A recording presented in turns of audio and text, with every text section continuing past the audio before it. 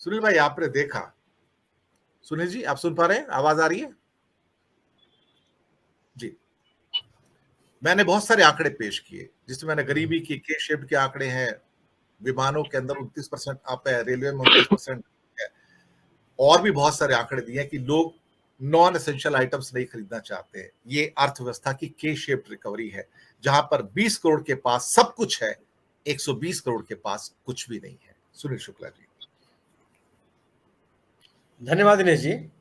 ये तो सच्चाई है और ये दिख रही है, ये सड़क पर चलते हुए दिख रही है। महंगाई जीवन जीने के लिए जो आवश्यक चीजें हैं वो सब महंगी है।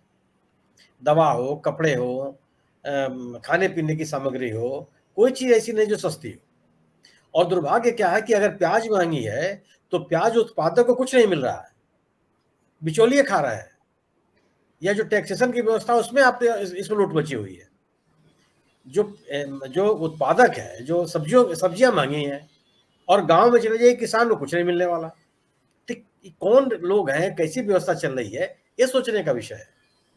महंगाई तो आप प्रतिदिन के जीवन में महसूस कर सकते हैं।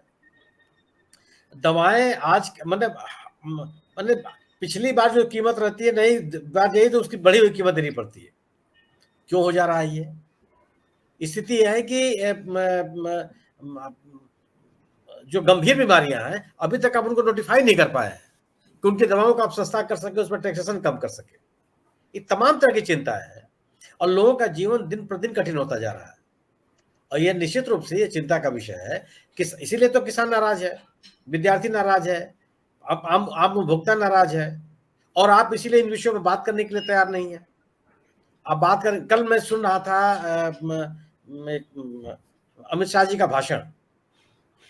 हम राम मंदिर का उद्घाटन करने जा रहे हैं, हम महाकाल उज्जैन में कॉरिडोर बनवा दिया, काशी विश्वनाथ का कॉरिडोर बन गया, और अब सोमनाथ का कॉरिडोर बनने जा रहा है। अरे सरकार का काम है ये। सरकार का काम तो यह है कि आप लोगों के जीवन को बेहतर बनाइए, उनके जीवन को सुगम बनाइए, उनको सामाजिक सुरक्षा दीजिए, उनको जीवन जीने के आधार में जो सुविधाएं हैं उनको आसानी से सुलभ बनाइए। ये इन चीजों के आधार पे आप इसको आप उपलब्धि मानते हैं। और जो सरकार इस तरह की उपलब्धि मानती है उसको चिंता थोड़ी रहती है कि गरीबी कहाँ गई, महंगाई कहाँ चली गई, लोगों का जीवन कैसे कठिन हो गया। स्थिति ये हो गई है। अब आप ये सोचिए कि आप ये कहते हैं कि संविधान के नीति निर्देशक तत्वों का उल्लेख करते हुए तमाम तरह की बातें करते हैं। उन्हीं नीति निर्देशक तत्वों में तो यह है कि लोगों की आर्थिक खाई को कम करना, बढ़ती हुई खाई, लोगों के बीच में आर्थिक खाई जो बढ़ती जा रही है उसको कम, उसके लिए क्या कर रहे हैं आप? लोगों की आय बढ़े, लोगों के अच्छा रोजगार के बिना यह संभव नहीं है। जब तक आप आर्थिक गतिविधियों को बढ़ाएंगे नहीं, ये संभव नहीं है कि लोगों की जेब में पैसा जाए और वह सामान चीजों खरीदारी कर सके। 5 किलो अनाज दे करके आप लोगों को जिंदा तो रख सकते हैं, लेकिन उनको आप अपनी आर्थिक व्यवस्था को बेहतर नहीं कर सकते। और अगर आपका तरीका ये हो, बता देता हूं सर, मैं फिर से बता देता हूं, ये मिस्टर रमेश चंद है, नीति आयोग के मेंबर हैं। उन्होंने कहा कि hunger has risen despite surging food production, और उन्होंने बताया कि hunger and malnutrition has risen alarmingly in India because people are not in a position to buy it। और ये खबर कोई छापने को तैयार नहीं है, इकोनॉमिक न्यूज़पेपर के अंदर आया है, बाकी तो कोई न्यूज़पेपर देगा नहीं। और ये हंगर इंडेक्स जो आया है 125 में 11वें नंबर पे जो हम है, ये उसकी पुष्टि करता है। सच कह रहा हूं सर आपसे मैं। ये सर नहीं दिनेश जी, आप अपने सामान्य जीवन में अपने इर्द गिर्द देख लीजिए। अपने आपको बीच में रख करके आप देख लीजिए कि आपका जीवन जो एक मध्यम वर्गीय परिवार है उसकी क्या स्थिति हो गई है। वह अपने खान पान में न्यूट्रिशन को कितना ध्यान दे पा रहा है, जो सप्लीमेंट्री चीजों को कितना ध्यान दे पा रहा है। इतनी चीजें महंगी हैं, संभव नहीं सबके लिए। तो आपने जो कहा कि पूंजी जो है वो केवल देश के 20% लोगों के पास एकत्रित होती चली जा रही है, उनके लिए कोई समस्या नहीं है, जैसा चाहे वैसा करें, कोई दिक्कत नहीं उन्हें। इसीलिए महंगी चीजों की खरीद, उनका व्यापार बढ़ता जा रहा है, आवश्यक चीजों का व्यापार घटता चला जा रहा है, उसमें कोई जा ही नहीं रहा वहां। ये तो सही कारण है। मैंने ऐसा नहीं कि इसके लिए कोई शोध करने की आवश्यकता है। आप अपने समाज में ही घूमिए, आपको दिखाई पड़ेगा। अपनी सब्जी मंडी में चली जाइए क्या स्थिति है, मतलब आज 70 रुपए किलो प्याज मंडी में मिल रही है, मतलब खुले बाजार में नहीं मिल रही है, वो थोक के व्यापार में थोक के बाजार में मिल रहा है, जहां मिनिमम 5 किलो आप खरीदेंगे तब न्यूनतम 5 किलो खरीदारी करेंगे, उस मार्केट में 70 रुपए, 80 रुपए, 90 रुपए की प्याज है। तो आप खुदरा व्यापारी के बारे में क्या उम्मीद करते हैं? आप इसको कम करने के लिए आप इसकी बात ही नहीं करना चाहते। किसानों की, आप इसीलिए तो कहा ना कि केवल और केवल आपको कारपोरेट की चिंता है। कारपोरेट के लोगों को कितनी आपने आर्थिक सुविधाएं दी, कितने उनके टैक्स माफ किए, कितने उनको आर्थिक लाभ पहुंचाने का आपने प्रयास किया, सब कुछ अभिलेखों में है ये। और अगर किसान की बात होती है तो किसान को देने के लिए आप कुछ तैयार नहीं है। किसानों को लाभ मिल सकता था, जैसे आप गेहूं का और चावल का निर्यात होने देते तो हो सकता है कुछ उनकी आर्थिक बेहतरी होती, आपने उस पर रोक लगा रखी है। जो जितनी सब्सिडी आप बड़े बड़े उद्योगपतियों को दे रहे हैं, वो उसका और किसानों की सब्सिडी पे आप लोग रोक लगाए हुए हैं। कहां से हो जाएगा ये? और अगर रोजगार नहीं होगा लोगों के पास, उनके पास आर्थिक गतिविधियां नहीं होंगी, तो लोग बाजार में जाएंगे क्यों? जिसको विंडो शॉपिंग करते हैं वो करके चले आएंगे, खरीद लेन देन एक पैसे का नहीं, सड़क पे घूम कर चले आएंगे वहां से। तो सामान्य व्यक्ति का जीवन, मतलब आप लोगों की आमदनी कितनी घट गई, खुद ही आपका आंकड़ा बता रहा है। तो जब जेब में पैसा ही नहीं है, और जिनके पास जेब में पैसा है वो खर्च नहीं करना चाहते, उनको लगा कि पता नहीं मंदी की स्थिति क्या आ जाए, अब कब आर्थिक स्थिति खराब हो जाए। रुपए का जो अवमूल्यन होता चला जा रहा है उसे लोग डरे हुए हैं। करें क्या करें? आर्थिक स्थिति तो पूरी तरह से चरमराई हुई है, और हर व्यक्ति एक असुरक्षा के परिवेश में जी रहा है कि हम पैसा खर्च करें न करें, मुझे मिलेगा नहीं मिलेगा। अब आप बता रहे हैं कि सब लोगों के पास चलिए एक संचित निधि होता है, सोने के आभूषण, उसके ऊपर लोन ले रहे हैं, बड़ी संख्या में लोन ले रहे हैं।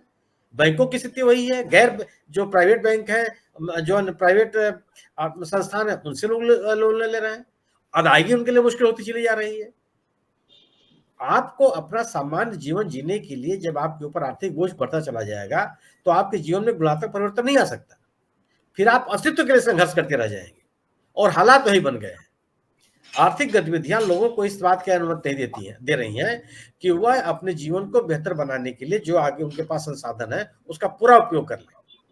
और बहुत बड़ी बड़ी आबादी है, बिल्कुल ऐसे ही बड़ी आबादी ऐसी है जिसके पास इतने पैसे नहीं है कि वो सामान्य जीवन जीने के लिए जो आवश्यक खरीदारी है वो कर ले।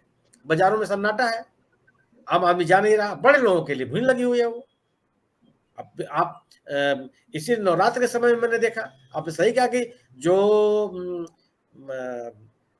कम मूल्य की गाड़ियां हैं उन्हें खरीदार नहीं मिल रहे हैं। बड़े जिनके पास पैसा है, नीचे के जो फोन है, जो मोबाइल फोन है, उनका सेल डाउन हो गया, डिक्लाइन है सर। हाँ भाई बिल्कुल सही है। और एप्पल 15 के ऊपर वेटिंग है, और जो 50,000 से ऊपर के फोन है वो धड़ाधड़ बिक रहे हैं, 1 लाख 1.5 लाख के, flying of the shelf. Waiting है सर, उसमें इतनी मांग है कि वेटिंग करनी पड़ रही है। अब लग्जरी कारों पे देखिए आप जाकर कितनी बुकिंग है कि 6 महीने 7 महीने की वेटिंग चल रही है, लोग बुक करा रहे हैं। और जो इजिली अवेलेबल है 2-4 लाख रुपए, 5 लाख 6 लाख रुपए में, उनका कोई खरीदार नहीं है। मैं एक बार अपना अनुभव बता रहा हूँ, मैं यूं ही बाजार में कहीं किसी के मिलने में जा रहा था, तो एक कार की दुकान में बड़ी भीड़ थी, शोरूम में काफी लोग थे। मुझे बड़ा आश्चर्य हुआ कि आज इतनी भीड़ क्यों है। तो मैं जा करके देखा तो कोई एक ऐसी कार नहीं थी कम से कम 7 लाख 8 लाख रुपए से कम। उसी उत्पादक की एक दूसरा विंग है जहां पे कम कीमत की कारें मिलती है। मैं वहां गया तो वहां की एक आदमी बैठा हुआ नहीं मिला जिनसे हाल चाल पूछ रहा हो कि साहब ये मिलेगी कि नहीं मिलेगी मुझे कार।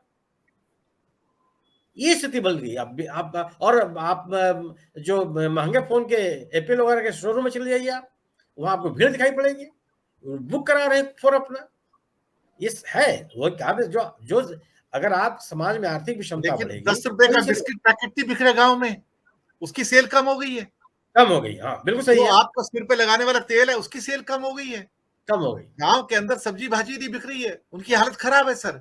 वो लोग एक छोटा पाउडर का डिब्बा नहीं खरीद सकते।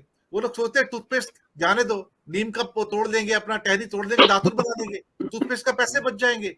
ये डायमेट्रिकली अपोजिट है। इंडिया 20 करोड़ पे चल रहा है, 120 करोड़ बिल्कुल गरीब है सर इंडिया में, बहुत हालत खराब है उनकी सर। तो यही है ना, और बिना समाज के बहुसंख्यक समाज के बड़ी संख्या में लोगों के आर्थिक गतिविधियों में, खरीद फरोख्त में शामिल हुए आप अपनी अर्थव्यवस्था को बेहतर नहीं कर सकते। और लोग तभी खरीद फरोख्त में शामिल होंगे जब उनके पैसे जेब में पैसा होगा।